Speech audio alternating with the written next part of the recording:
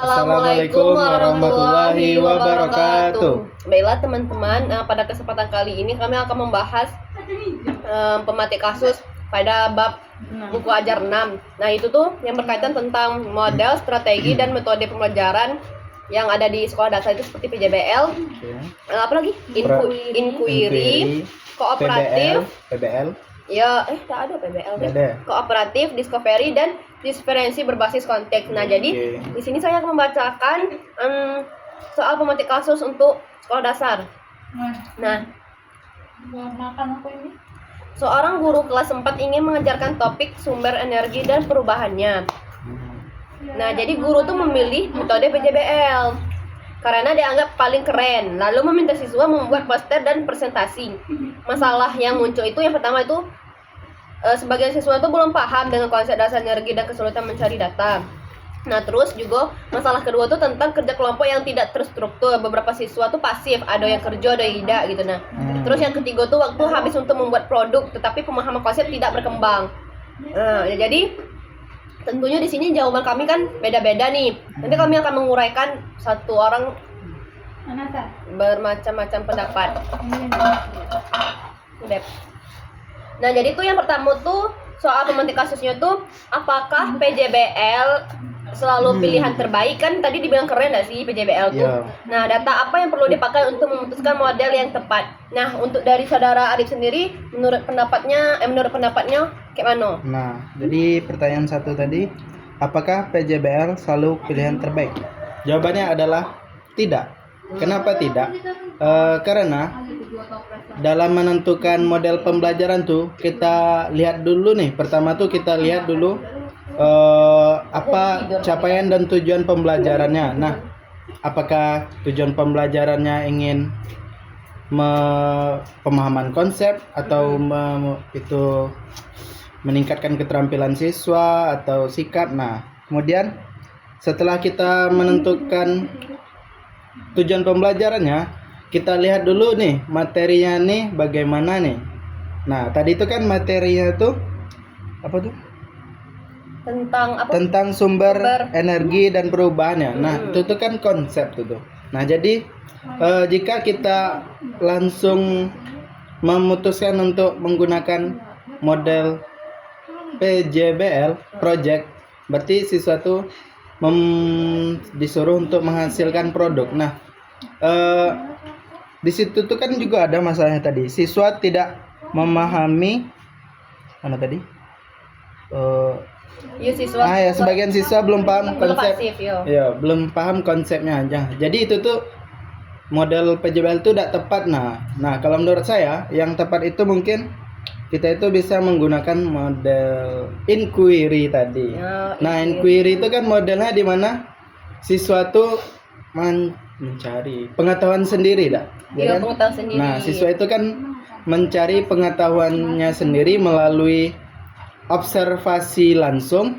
Nah, kemudian mereka itu membuat pertanyaan-pertanyaan berdasarkan apa yang mereka observasi tadi. Nah, kalau kayak pemahaman sendiri kan otomatis mereka lebih ke berpikir kritis. Misalnya kan kayak pemahaman apa tadi judul materi? Apa tadi? Nah, sumber energi dan perubahannya. Nah, di situ tuh mereka tuh bisa mengamati langsung nih contoh sumber energi dan perubahannya. Misalnya pada energi listrik menjadi energi cahaya pada lampu. Nah, di situ kan di situ mereka mengamati langsung. Nah, kemudian mereka bertanya, kok bisa sih energi listrik tuh menjadi energi cahaya? Nah, setelah itu apa nih pertanyaannya? Data apa yang perlu dipakai untuk memutuskan itu model yang tepat? Oh iya. Datanya kan, tadi ya. Itu dulu. Yang kedua, kita bahas yang satu-satu dulu biar lama dulu. Nah, itu jawaban dari saudara Arif yang katanya tadi tidak ya, karena tidak semua model PJBL itu tepat kan, tapi dari saudara Arif itu menyarankan disesuaikan dengan materi pelajarannya dulu. Nah, berarti model inquiry tadi itu kalau dari saran dari Arif. Nah kalau dari saya sendiri, dari pertanyaan tadi, apakah PJBL itu selalu menjadi pilihan terbaik dan data apa yang perlu dipakai?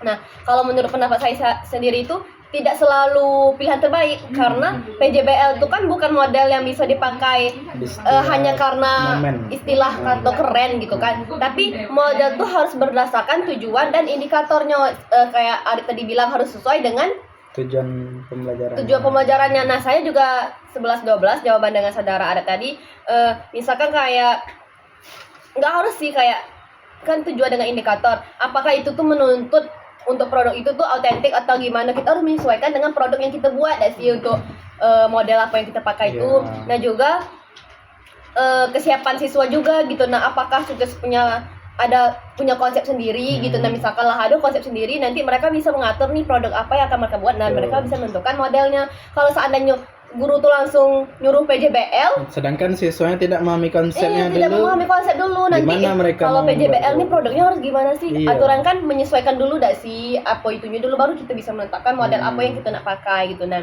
terus juga nanti kalau misalkan dak ada ditetapkan, nanti bertabrakan dengan waktu pengerjaannya. Nanti orang tuh lebih fokus ke produknya karena kejar-kejaran tadi dibandingkan dengan pemahaman dari mereka membuat produk tersebut. Nah itu dari pendapat saya. Nah kalau dari pendapat saudari Putri bagaimana? Nah jadi menurut saya pertanyaannya apakah PJBL selalu pilihan terbaik? Nah jadi jawabannya itu tentu tidak selalu terbaik karena PJBL atau Project Based Learning ini bisa atau cocok dipakai itu jika siswanya sudah punya pemahaman dasar tentang pembelajaran tersebut. Kemudian siswa itu mampu belajar mandiri. Emang sifat nanti gimana sih? Dan juga tujuan pembelajaran itu kan PJBL kan menekankan produk dengan proses berpikir tingkat tinggi. Iya, jadi pada kasus ini kan siswa belum paham konsep dasarnya. Sehingga PJBL ini belum cocok diterapkan pada masalah tadi yang siswanya belum paham terhadap konsep dasar energi dan kesulitan mencari data. Nah kemudian yang langsung ke data ya, data apa yang perlu dipakai? Ya itu masih nomor 1. Jadi kemudian kan pertanyaannya data apa yang perlu dipakai. Nah jadi data yang perlu digunakan guru yaitu sebelum memilih model, yaitu guru harus melihat misalkan kognitif awal atau asesmen diagnostiknya. Misalkan apakah siswa itu sudah tahu tentang apa itu energi, kemudian contoh sumber energi itu apa saja, kemudian perubahan energi sederhana itu seperti apa. Nah kemudian guru juga harus melihat data karakteristik siswa. Nah jadi kemampuan membaca dan mencari informasi. Nah sebelum memilih model itu tentunya guru itu harus guru itu harus mengumpulkan data tentang kemampuan membaca dan mencari informasi, kemudian kemandirian belajar, kemudian kemampuan siswa itu bekerja sama, kemudian yang ketiga yaitu kompleksitas materi. Nah jadi topiknya kan sumber energi dan perubahannya. Jadi siswa itu pemahamannya masih bertahap. Nah jadi bukan langsung ke produk. Yang terakhir yaitu tujuan pembelajaran. Nah jika tujuan utamanya itu sama dengan memahami konsep, maka model seperti PJBL itu lebih atau discovery learning itu lebih tepat dibandingkan PJBL.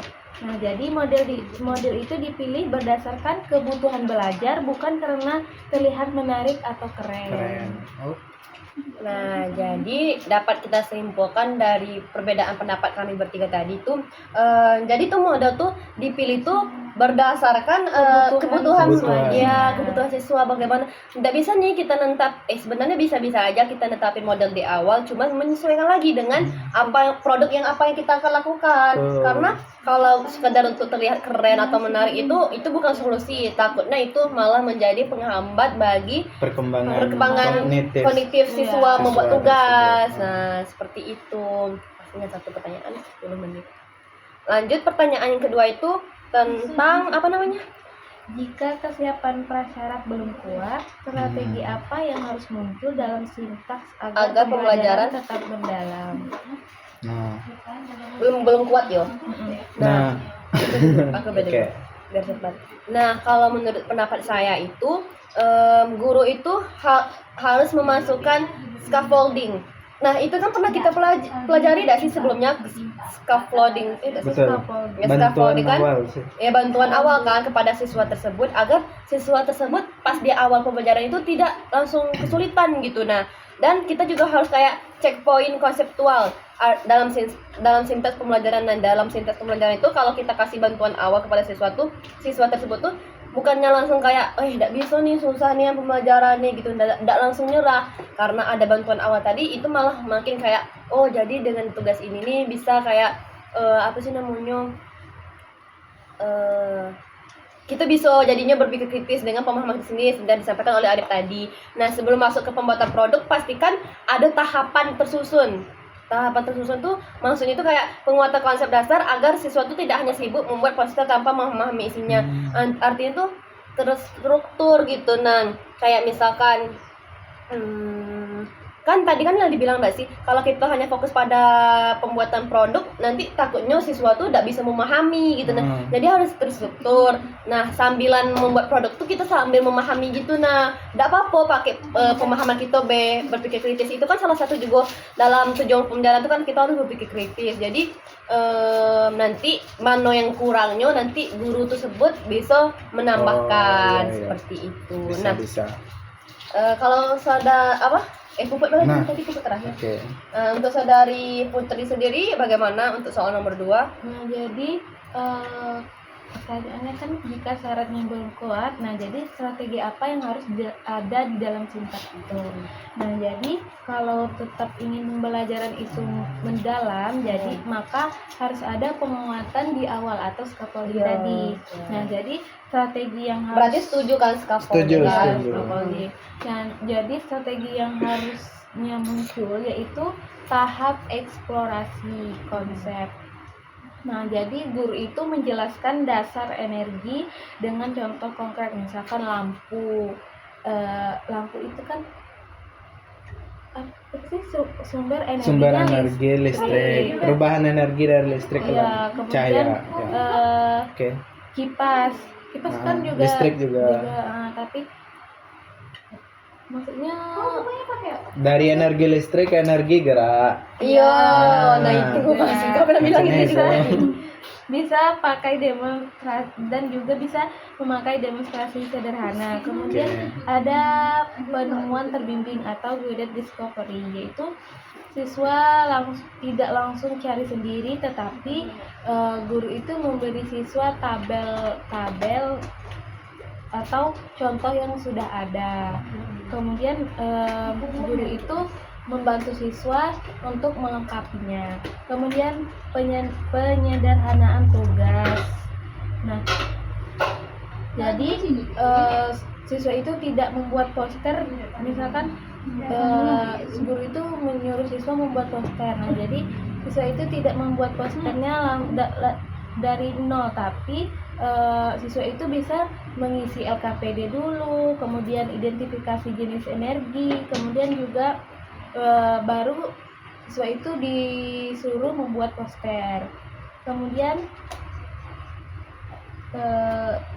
integrasi terhadap bertahap menuju proyek. Nah, jadi alur idealnya itu yang pertama memahami konsep, kemudian latihan sederhana, kemudian yang keempat latihan Ya, diskusi kelompok kecil, kemudian baru siswa itu membuat proyek. Jadi intinya itu proyek adalah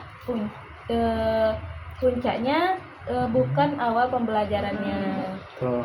Jadi siswa itu harus paham dulu pembelajarannya itu seperti apa, baru siswa itu disuruh membuat proyek. Nah, di sini saya setuju sekali dengan pendapat dari Mutia dan saudari Putri. Nah, jadi jika kesiapan prasyaratnya itu belum kuat, nah jadi strategi apa yang bisa kita terapkan dalam sintaksnya? Nah, betul sekali. Nah, kita itu bisa menambahkan scaffolding awal atau bantuan awal kepada siswa tersebut. Nah, jadi di fase pertama itu sebelum kita memberikan proyek kepada siswa tersebut, kita itu bisa melakukan penguatan konsepnya dulu. Nah, jadi kita jelaskan dulu nih konsep dari sumber energi dan perubahannya itu gimana. Nah, kemudian setelah kita jelaskan konsepnya, kita juga berikan nih contoh dari sumber energinya seperti apa. Misalnya ada energi listrik, energi matahari, dan energi yang lain-lainnya. Nah, kemudian contoh dari perubahannya apa sih? Nah, kita berikan contoh misalnya dari energi listrik menjadi energi cahaya seperti yang saya sebutkan tadi, itu lampu. Kemudian dari energi listrik menjadi gerak, yaitu ada kipas angin. Atau dari energi listrik menjadi energi panas seperti magicom atau pemasak nasi. Nah, setelah kita memberikan contoh itu, nah kita itu bisa kita bisa memberikan pertanyaan-pertanyaan nih kepada siswa tersebut. Nah, misalnya pertanyaan pemantik kan. Nah, misalnya dari mana sih listrik di rumah itu berasal? Nah, misalnya listrik itu banyak sumbernya. Misalnya dari PLTA, pembangkit listrik tenaga air, atau PLTS pembangkit listrik tenaga surya. PLN itu perusahaan listrik negara. Ada yang pakai mesin apa namanya? Apa? Diesel ya? Diesel. Oh, itu tuh pakai ya dinamo apa? Itulah. Nah, setelah itu setelah kita melakukan penguatan konsep tadi, kita jelaskan contoh-contohnya dari sumber energi itu apa, kemudian kita bertanya-tanya kepada siswa tersebut. Nah, barulah jangan lupa juga kita harus menyediakan sumber belajarnya seperti buku paket atau juga video-video pendek tentang sumber energi dan perubahannya. Nah, setelah itu barulah jadi siswa itu telah mendapatkan pemahaman nih tentang konsepnya, barulah kita memberikan proyek kepada mereka. Nah, jika mereka sudah mengetahui konsepnya, maka mereka tersebut pasti tidak akan bingung atau terasa asing lagi dengan proyek tersebut. Nah, jadi intinya itu siswa itu harus diberi pengetahuan awal dulu tentang energi. Iya, betul.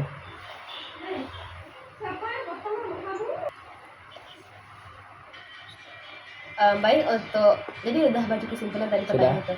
Nah, terus pertanyaan yang ketiga itu tentang bagaimana mengatur kerja kelompok dan diferensiasi agar semua siswa terlibat dan belajar. Nah, pada soal pemantik kasus tadi kan banyak tuh yang dia bilang tuh kayak siswa tuh pasif gitu kan, ada yang mengerjakan, ada yang tidak gitu. Jadi di sini tuh lebih ke cara kita individu, gimana cara kita mengatur ya kerja kelompok tuh biar siswa tuh lebih ke terlibat gitu. Nah, siapa yang nyampein dulu? Aku. Nah, kalau saudara Putri gimana? Nah, jadi menurut saya bagaimana mengatur kerja kelompok dan diferensiasi. Nah, jadi masalah kelompok pasif itu kan klasik. Nah, biasanya karena tidak ada kenapa siswa itu pasif, karena tidak terstruktur atau tidak ada kontrol guru seperti itu. Nah, jadi yang pertama itu pengaturan kerja kelompok. Guru itu harus mengatur kerja kelompok yang efektif, yang mana guru itu harus menetapkan peran yang jelas, yang mana yang ada ketua, penulis, kemudian pencari informasi, presenter. Nah, jadi ketua itu tugasnya mengatur diskusi, jalannya diskusi. Nah, kemudian penulis itu yang mencatat. Nah, jadi yang pencari informasi ini yaitu yang membaca sumbernya. Kemudian presenter yaitu yang bertugas untuk menyampaikan. Nah, jadi dengan peran yang jelas ini, nah jadi setiap siswa itu punya tanggung jawab, tidak hanya menumpang nama saja. Kemudian guru itu harus memberikan lembar kerja yang terstruktur. Nah, bukan tugas bebas, tapi ada langkah-langkahnya seperti tuliskan 3 sumber energi, kemudian jelaskan perubahan energinya, lalu beri contoh energi yang ada di rumah. Kemudian guru itu monitoring untuk memastikan bahwa siswa itu aktif semuanya bekerja. Kemudian diferensiasi pembelajaran. Nah, jadi karena kemampuan siswa itu berbeda-beda, jadi guru itu perlu menyesuaikan. Nah, yang pertama yaitu diferensiasi konten. Nah, yang mana siswa itu siswa yang lemah atau kurang paham, yaitu siswa bisa menggunakan gambar atau contoh langsung. Nah, sedangkan siswa yang sudah cukup paham ini, guru bisa menambahkan kasus, misalnya energi terbaru, kemudian diferensiasi proses. Nah, jadi diferensiasi proses ini ada yang belajar lewat membaca, ada yang belajar lewat diskusi, kemudian lewat praktik. Nah, yang ketiga yaitu diferensiasi produk. Nah, tidak semua produk itu harus poster. Nah, jadi bisa juga gambar sederhana atau tabel, atau bisa juga presentasi lisan. Nah, tujuannya itu semua siswa itu belajar, bukan hanya aktif-aktif saja. Oke. Ya.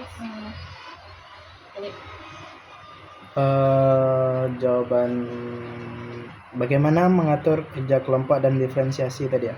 Nah, mungkin jawaban saya ya sama-sama saja dengan Putri. Nah, dalam kerja kelompok itu pasti ada siswa yang jika dalam kelompok itu ada siswa yang tidak, ada yang bekerja, ada yang tidak. Nah, kita itu bisa menetapkan pengaturan kerja kelompok yang jelas atau peran yang jelas. Nah, misalnya tuh kita bisa memberikan setiap siswa-siswa tersebut tuh peran masing-masing dalam kelompoknya. Misalnya seperti ada yang menulisnya, ada yang mencari jawabannya, ada yang tukang menyajikannya. Nah, atau kita juga bisa menggunakan lembar kerja kelompok. Nah, jadi bukan seperti tugas kerja bebas saja gitu. Nah, tapi ada lembar kerja kelompoknya. Nah, kemudian untuk diferensiasinya, nah setiap kemampuan siswa itu kan pastinya berbeda-beda. Nah, bagi siswa yang lemah dalam materi itu, kita itu bisa memberikan materi yang lebih sederhana lagi mungkin. Nah, kemudian kita berikan contoh nyatanya. Dan juga jika siswa yang sudah dikira-kira cukup memahami materinya, mungkin kita juga bisa memberikan materi yang lebih tinggi atau next level lagi. Nah, kemudian dalam prosesnya itu siswa-siswa tertentu atau mungkin yang kurang tadi itu bisa kita memberikan bimbingan yang lebih intens lagi lah kan gitu oleh guru tersebut. Nah, kemudian kita juga bisa memberikan pertanyaan yang bertingkat tuh kepada siswa tersebut, mulai dari yang mudah hingga ke yang sulit. Jadi jangan yang kita langsung memberikan pertanyaan yang sulit nih langsung pada siswa tersebut. Dan juga untuk produknya itu tidak mesti kita harus membuat poster tadi kan. Nah, kita juga bisa membuat seperti yang Puput bilang tadi, gambar sederhana atau cerita singkat tentang energi, ataupun juga apa lagi ya? Ya itu saja mungkin. Next, Mutia. Next, pertanyaan yang tadi itu, kalau untuk jawaban saya sendiri itu kita sama kayak Arif dan Kiki tadi, kalau saya lebih itunya gunakan skenario kelas yang jelas, kayak misalkan pembagian peran yang spesifik antar siswa tersebut biar tidak ada free ride, maksudnya itu kayak tidak ada kayak miskomunikasi gitu. Nah, per anggota di dalam kelompok tersebut, karena kan setiap orang itu kan memiliki kemampuan yang berbeda-beda nih. Misalkan kita tanya dulu nih, kalau si A nih maunya di mana gitu, nah apa kemampuan yang dia punya, nanti menyesuaikan dengan pembagian tugas per kelompok tersebut. Terus juga kayak kontrak belajar dan monitoring berkala oleh guru tersebut, maksudnya itu kayak pengecekan lah gitu. Nah, pemantauan tugas per apa ya bagusnya, per minggu dah sih, misalkan untuk progres tugas tersebut. Nah jadi tuh diferensiasinya itu dapat kita lakukan tuh pada proses kayak misalkan memberi bantuan lebih pada siswa yang kesulitan. Misalkan satu kelompok ini kayak tak pahamnya gitu, nah susah kan memahami. Nah, jadi nanti tuh guru itu kayak memberi bantuan kepada siswa tersebut, atau kayak produk gitu. Nah, misalkan udah kesulitan nih, nanti guru merekomendasi lagi nih pemilihan produk yang tepat untuk kelompok ini. Misalkan kelompok ini merasa kesulitan, jadi kita jangan ganti kayak produknya. Iya, ganti produknya, jangan kayak disamain semua gitu. Nah, seperti yang kita bahas di yang soal pertama tadi, yang soal model kan, model PJBL B gitu. Nah, ini udah tahu gitu. Lanjut ini ya, kita bahas tadi lagi enggak sih? Boleh. Sudah ya kan. Nah, selanjutnya kami ingin membahas tentang materi 6 tadi yang sudah saya sampaikan. Pokok besarnya itu tentang model, strategi, dan metode, tidak sih? Ya. Dan metode pembelajaran di sekolah dasar yang sudah saya sebutkan poin-poin model tersebut tadi. Ada yang kayak PJBL, Deep Learning, Inquiry, dan yang lain-lainnya. Nah, apa nak bahasanya?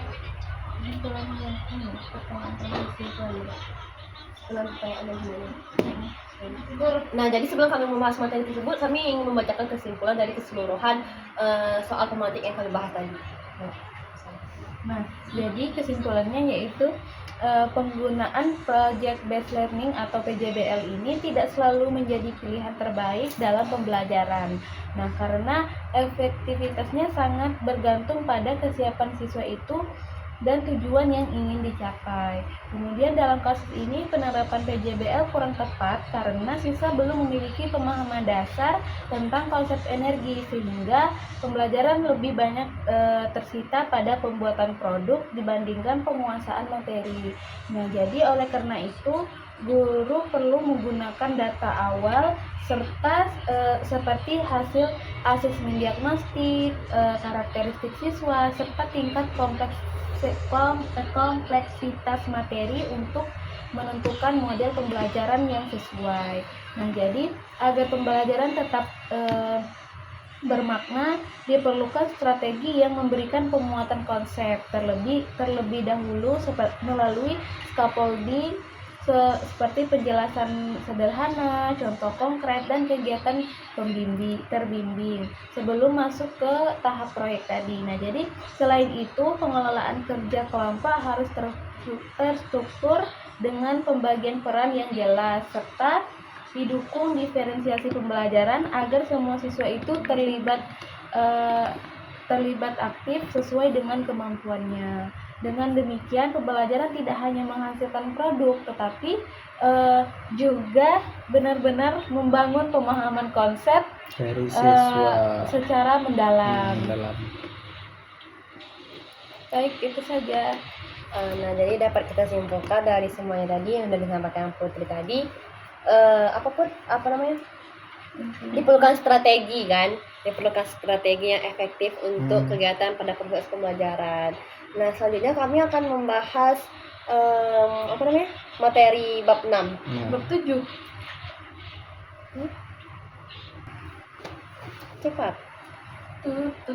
Selanjutnya kami akan membahas materi 6, itu topik besarnya tentang model-model pada pembelajaran di sekolah dasar. Betul. Meliputi model PJBL, model inquiry, kooperatif, discovery, dan juga berbasis konteks. Nah, jadi di sini kita akan membahas tentang itu semua, baik dari model tadi. Nah, langsung beda sih.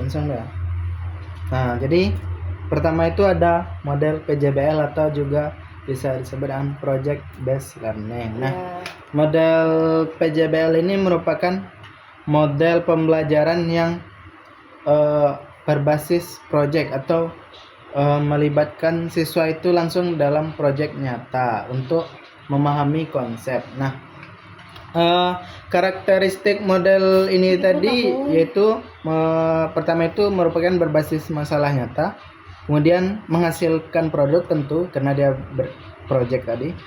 Nah, yang ketiga itu melibatkan kerja kelompok dan juga proses yang lebih penting daripada hasil. Nah, untuk sintaks dari PJBL ini teman-teman, pertama itu penentuan pertanyaan dasar. Nah, pertama itu guru memberikan pertanyaan dasar dulu nih yang berbasis kontekstual. Nah, kemudian perencanaan proyeknya. Nah, proyeknya itu mau bikin apa gitu. Nah, kemudian barulah penyusunan jadwalnya. Nah, kira-kira proyek ini mau dikerjakan siswanya dalam kapan, tenggat waktunya berapa kan gitu. Nah, kemudian barulah pelaksanaan proyeknya, di mana siswa membuat proyek tersebut. Nah, setelah itu ada monitoring, yaitu di situ selama siswa mengerjakan proyek tersebut, guru ini memonitoring siswa tersebut nih. Misalnya ada siswa yang mengalami kesulitan, di situ guru membantu, atau siswa yang bertanya, guru menjawabnya. Nah, setelah itu barulah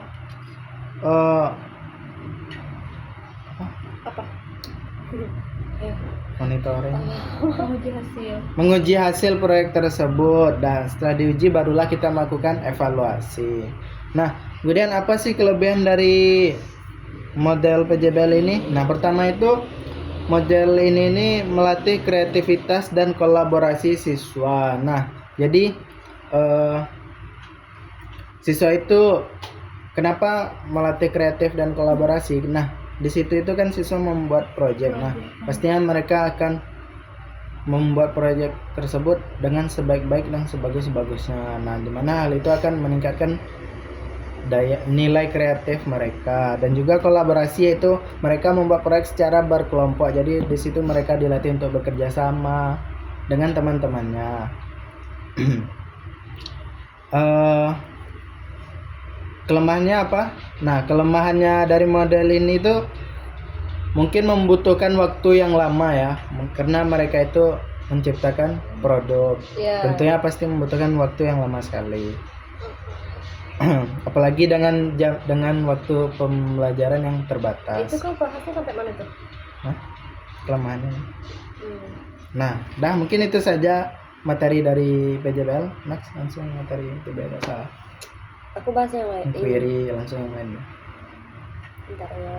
Nah, jadi untuk karakteristik sendiri pada model utama di sekolah dasar itu, kalau yang tadi bahas apa? PJBL. Nah, PJBL kan dapat kita ringkas, kita simpulkan itu PJBL itu kan fokus pada produk otentik dan transfer konsep ke dunia nyata kan. Nah, jadi kayak misalkan dari inquiry itu lebih ke menekankan proses berpikir sains, bertanya dan menguji data, berpikir kritis lah dah sih untuk bahasa gampangnya gitu. Nah terus kalau untuk discovery sendiri itu menemukan pola atau konsep melalui contoh-contoh yang telah dijelaskan oleh guru di depan siswa-siswa banyak tadi. Nah terus yang kooperatif itu lebih ke fokus pada interaksi sosial dan tanggung jawab bersama antar kelompok. Kalau kooperatif. Nah, kalau untuk diferensiasi sendiri itu strategi fleksibel untuk merespon variasi minat dan kesiapan siswa tanpa menurunkan standar tujuan. Nah, jadi apa sih namanya tuh? Nah, jadi itu mungkin karakteristiknya. Kalau untuk pembahasan selanjutnya itu kayak mungkin di desain sintaks dan skenario yang saya bahas tadi itu, sintaks itu harus ya kayak membuat minimal 6 tahap yang jelas lah pada proses pembelajaran, termasuk alokasi waktu menyesuaikan dengan guru tersebut, juga aktivitas siswa. Terus juga kalau untuk skenario kelas, itu adalah rencana operasional untuk mitigasi risiko seperti cara mengelompokkan siswa dan strategi merespon jika ada siswa yang pasif atau muncul miskonsepsi. Nah, mungkin itu penjelasan singkat dari model-model tadi. Mungkin Putri bisa kayak menambahkan dari model-model yang kita bahas tadi. Nah, jadi di sini kan saya akan menjelaskan yaitu tentang model inquiry. Nah, jadi model inquiry ini yaitu adalah model pembelajaran yang menempatkan siswa sebagai pusat belajar. Nah, di mana mereka itu mencari dan menemukan sendiri pengetahuan melalui proses bertanya, mengamati, menyelidiki, hingga menarik kesimpulan. Nah, jadi guru itu tidak langsung memberi jawaban, tetapi membimbing proses berpikir mereka. Nah, jadi ciri-ciri dari model inquiry ini yaitu dimulai dari pertanyaan atau masalah. Nah, jadi pembelajaran selalu diawali dengan pertanyaan yang memancing rasa ingin tahu siswa. Nah, pertanyaan ini biasanya dekat dengan kehidupan siswa tersebut. Contohnya yaitu, kenapa lampu di rumah bisa menyala saat saklar ditekan? Nah, kemudian yang kedua yaitu siswa aktif mencari jawaban. Nah, siswa itu tidak hanya mendengarkan penjelasan dari guru saja, tetapi siswa itu mengamati, kemudian mencoba, kemudian berdiskusi dan mengumpulkan informasi.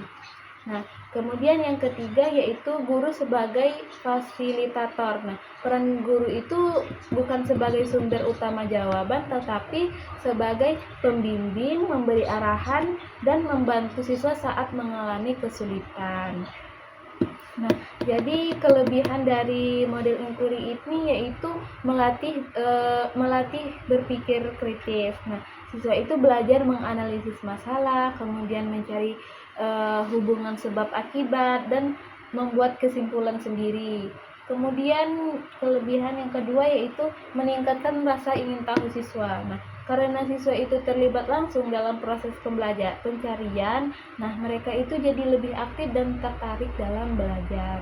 Kemudian pembelajaran yang lebih bermakna. Nah, pengetahuan yang ditemukan sendiri biasanya yaitu lebih mudah dipahami dan lebih gampang diingat.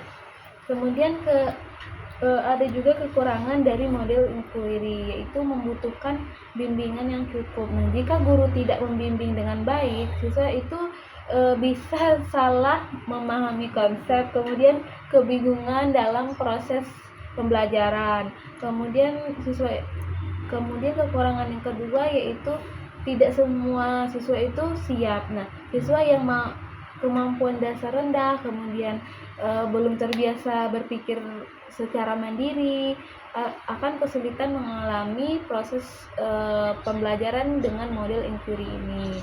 Nah, kemudian memerlukan waktu yang lebih lama. Nah, proses menemukan sendiri itu membutuhkan waktu yang lebih banyak dibandingkan metode ceramah.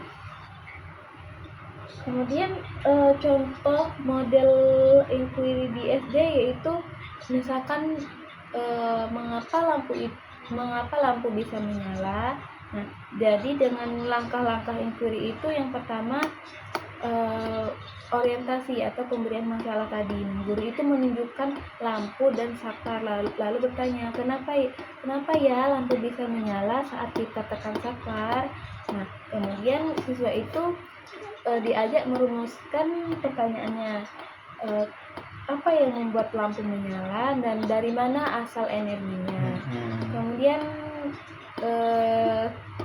yang ketiga yaitu mengajukan hipotesis atau dugaan sementara. Nah, siswa memberikan pendapat, misalnya kan pertanyaan tadi mengapa lampu bisa menyala. Nah, siswa itu bisa mengeluarkan pendapat mereka dengan misalkan karena adanya listrik, karena adanya kabel, atau karena ditekan saparnya makanya lampunya hidup seperti itu. Kemudian yang keempat yaitu mengumpulkan data. Nah, siswa melakukan kegiatan seperti mengamati rangkaian sederhana seperti baterai, kabel, dan lampu kecil. Kemudian mencoba menyambung dan memutus aliran listrik. Yang kelima yaitu menganalisis data. Nah, siswa itu berdiskusi.